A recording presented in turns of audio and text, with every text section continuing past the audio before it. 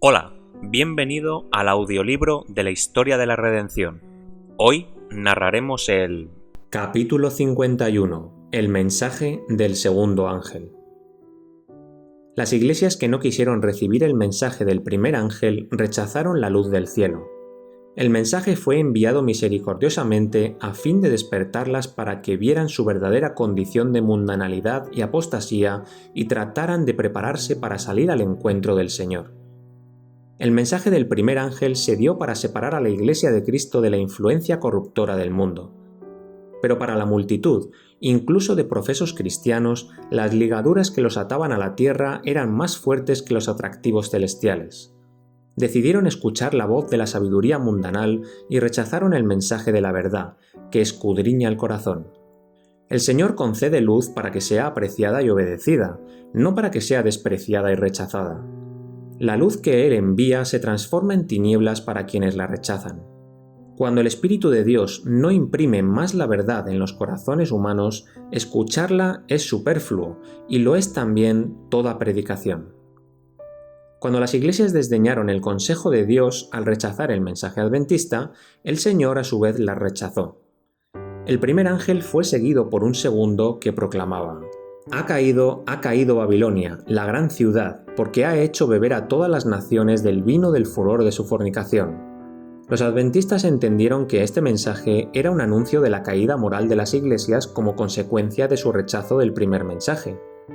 La proclama "ha caído Babilonia" se dio en el verano de 1844, y como resultado de ella cerca de 50.000 personas abandonaron esas iglesias.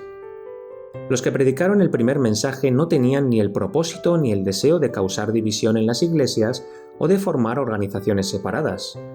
En todas mis labores, dijo Guillermo Miller, nunca tuve el deseo o el pensamiento de fundar una organización separada de las ya existentes, o de beneficiar a una en detrimento de otra. Quería beneficiar a todas.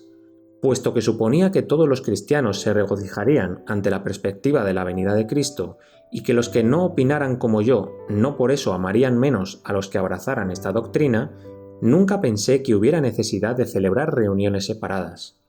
Mi único objetivo era convertir almas a Dios, notificar al mundo acerca del juicio venidero e inducir a mis hermanos a preparar sus corazones para salir en paz al encuentro del Señor. La gran mayoría de los que se convirtieron como resultado de mis labores se unieron a las diversas iglesias ya existentes.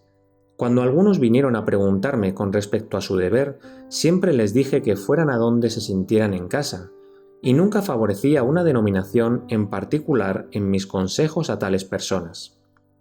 Por algún tiempo muchas iglesias aceptaron su obra, pero cuando rechazaron la verdad del advenimiento intentaron eliminar toda disensión al respecto. Los que habían abrazado la doctrina fueron puestos de esa manera en una situación de gran prueba y perplejidad. Amaban a sus iglesias y no querían separarse de ellas, pero cuando se los ridiculizó y se los oprimió y se les negó el privilegio de hablar de su esperanza o de asistir a las reuniones donde se predicaba acerca de la venida del Señor, muchos finalmente se levantaron y se liberaron del yugo que se les había impuesto. Los adventistas, cuando vieron que las iglesias rechazaban el testimonio de la palabra de Dios, no pudieron considerarlas más como parte de la Iglesia de Cristo, columna y baluarte de la verdad. Y cuando el mensaje de la caída de Babilonia comenzó a anunciarse, se sintieron justificados al separarse de sus antiguas relaciones. Desde que se rechazó el primer mensaje, un cambio lamentable ha ocurrido en las iglesias. Puesto que la verdad ha sido menospreciada, se ha recibido el error y se lo ha alentado. El amor por Dios y la fe en su palabra se han enfriado. Las iglesias contristaron al Espíritu de Dios, y en gran medida éste se retiró de ellas. La tardanza. Cuando el año 1843 pasó sin que se hubiera producido el advenimiento de Jesús, los que habían esperado con fe su aparición quedaron por un tiempo con dudas y perplejidades. Pero a pesar de su chasco, muchos continuaron investigando las Escrituras, examinaron nuevamente las evidencias de su fe y estudiaron cuidadosamente las profecías para tener más luz. El testimonio de la Biblia en apoyo de su posición parecía claro y concluyente. Ciertas señales que no se podían interpretar mal indicaban que la venida de Cristo estaba cerca. Los creyentes no podían explicar su desilusión, No obstante, se sentían seguros de que Dios los había conducido en su experiencia pasada. Su fe se fortaleció muchísimo mediante la aplicación directa y poderosa de los pasajes que indicaban que habría un periodo de tardanza. Ya en 1842 el Espíritu de Dios había inducido a Carlos Fitch a preparar un diagrama profético, lo que fue generalmente considerado por los adventistas como el cumplimiento de la orden dada al profeta Habacuc de escribir la visión y declararla por medio de tablas. Sin embargo, nadie vio en ese entonces la tardanza que se presentaba en la misma profecía. Después de la desilusión resultó claro el significado completo de ese texto. Esto es lo que dice el profeta: escribe la visión y declárala en tablas, para que corra el que leyere en ella. Aunque la visión tardará aún por un tiempo, mas se apresura hacia el fin, y no mentirá. Aunque tardare, espéralo, porque sin duda vendrá, y no tardará. Los que esperaban se regocijaron porque quien conoce el fin desde el principio había proyectado su mirada a través de las edades y, previendo su desilusión, les había dado palabras de ánimo y esperanza. Si no hubiera sido por tales porciones de la Escritura que les mostraban que estaban en el buen camino, su fe habría fallado en esa hora de prueba. En la parábola de las 10 vírgenes de Mateo 25 se ilustra la experiencia de los adventistas mediante los incidentes de una boda oriental. Entonces el reino de los cielos será semejante a 10 vírgenes que, tomando sus lámparas, salieron a recibir al esposo. Y tardándose el esposo, cabecearon todas y se durmieron. El vasto movimiento que se produjo como resultado de la proclamación del primer mensaje correspondió a la salida de las vírgenes, mientras que el tiempo de espera, la desilusión y la demora estaban representados por la tardanza del novio. Después que pasó la fecha señalada, los verdaderos creyentes seguían unidos en su creencia de que el fin de todas las cosas estaba a las puertas.